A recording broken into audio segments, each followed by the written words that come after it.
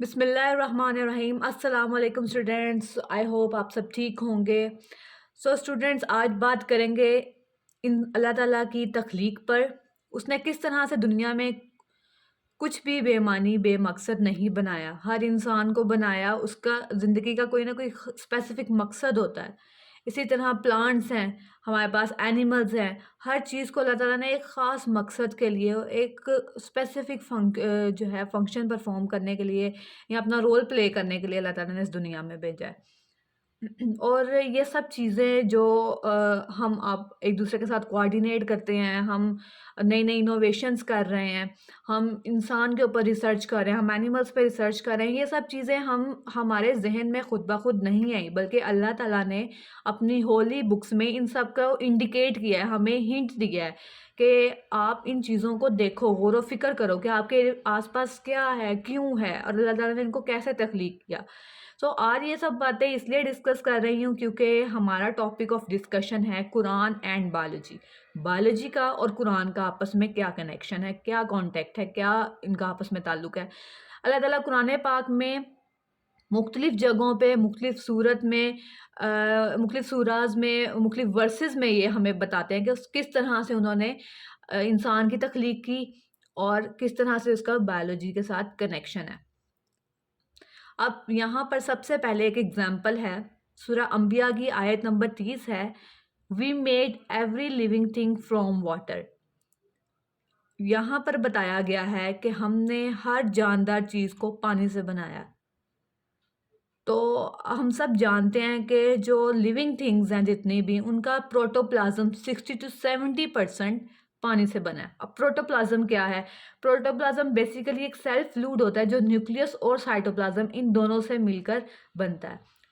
Cell membrane کے اندر جتنا بھی پارٹ ہے، لیکوڈ پارٹ ہے، فلوئڈ ہے، اسے ہم پروٹوپلازم کہتے ہیں. آپ اسے سمپل لینگویج میں کہہ سکتے ہیں، کسی بھی سیل کا لیونگ پارٹ پروٹوپلازم کہلاتا ہے. تو ہماری باڈی میں سیلز کا جو پروٹوپلازم ہے وہ 60 to 70% واٹر پر کنسسٹ کرتا ہے. تو ایک صورت سے ہماری یہ بات پروو ہو گئی کہ ہمارا جسم پانی سے مل کے بنا ہے. اب نیکسٹ صورت ہے، اس میں اللہ تعالیٰ کہہ رہے ہیں he made man from clay like potter. اس نے انسان کو کھنکھناتی ہوئی مٹی سے بنایا. تو اب ہم سب جانتے ہیں کہ ہماری باڈی میں جتنے بھی ایلیمنٹس ہیں وہ سارے کے سارے ایلیمنٹس موسٹلی ہمیں زمین سے یا مٹی سے بھی ملتے ہیں. مٹی میں بہت سارے ایلیمنٹس پائے جاتے ہیں. ایسا نہیں ہے کہ سارے کے سارے ایلیمنٹ انسان کے جسم میں یا ہیومن بینگ کے کسی بھی لیونگ آرگنزم کے جسم میں موجود ہیں، لیکن ان میں سے وہ سب ایلیمنٹس انسان کی باڈی میں موجود ہیں جو کہ مٹی کے ساتھ میچ کرتے ہیں. تو یہ دوسری آیت ہو گئی سورہ رحمان کی، جس میں ہمیں اللہ تعالیٰ نے بتا دیا کہ کس طرح سے انہوں نے انسان کو تخلیق کیا. ایک اور آیت ہے جس میں اللہ تعالیٰ فرماتا ہے then fashioned we the drop a clot, then fashioned we the clot a little lump, then fashioned we the little lump bones, then clotted the bones with flesh. اب یہ جو تھرڈ والی ورس بک میں دی گئی ہے، اس میں اللہ تعالیٰ نے کسی بھی لیونگ آرگنزم کی ڈیولپمنٹ کی سٹیجز بتائی ہیں. ٹھیک ہے، اینیمل کی ڈیولپمنٹ کی سٹیجز بتائیں. فار ایگزامپل جیسے ایک لیونگ آرگنزم ہے، زائگوٹ ہوتا ہے، زائگوٹ سے پھر جو ہے وہ ڈفرینٹ سٹیجز سے ہوتا ہوا فیٹس پہ جاتا ہے، فیٹس سے پھر لاسٹ پہ انڈیویجول بنتا ہے. تو اب یہاں پر اللہ تعالیٰ فرما رہے ہیں کہ ہم نے خون کا لوتھڑا بنایا، لوتھڑے کو بوٹی بنایا، پھر بوٹی کو ہڈی بنایا، اور پھر ہڈیوں پر گوشت چڑھایا. فلیش کہتے ہیں گوشت کو. تو اس آیت میں اللہ تعالیٰ نے ایک انسان کی تخلیق کے مختلف ایونٹس کو ڈسکس کیا ہے. تو اللہ تعالیٰ اپنے قرآن پاک میں بہت سارے ہنٹس دے رہا ہے. اسی طرح ایک جو لاسٹ والی ورس ہے آپ کے بک میں 4th one، اس میں اللہ تعالیٰ نے انسان کی کلاسیفیکیشن اور اس کے اوریجن پہ بات کی ہے. اب اس حدیث کو اس آیت کو دیکھ لیتے ہیں کہ اللہ تعالیٰ اس آیت میں کیا کہہ رہے ہیں انسان سے. اللہ had created every animal from water, then some of them creep up over their bellies, others walk on 2 legs and other on 4. Allah creates what he please.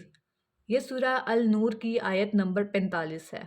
اب اس آیت میں اللہ تعالیٰ نے جو انسان کا یا جانور کا اور بہت سارے حشرات کا جو کامن اوریجن ہے ایک وہ ڈسکس کیا ہے، دوسرا اس کی ماڈیفیکیشن بتائی ہے کہ اس کی ماڈیفیکیشن ہم نے پانی سے کی ہے۔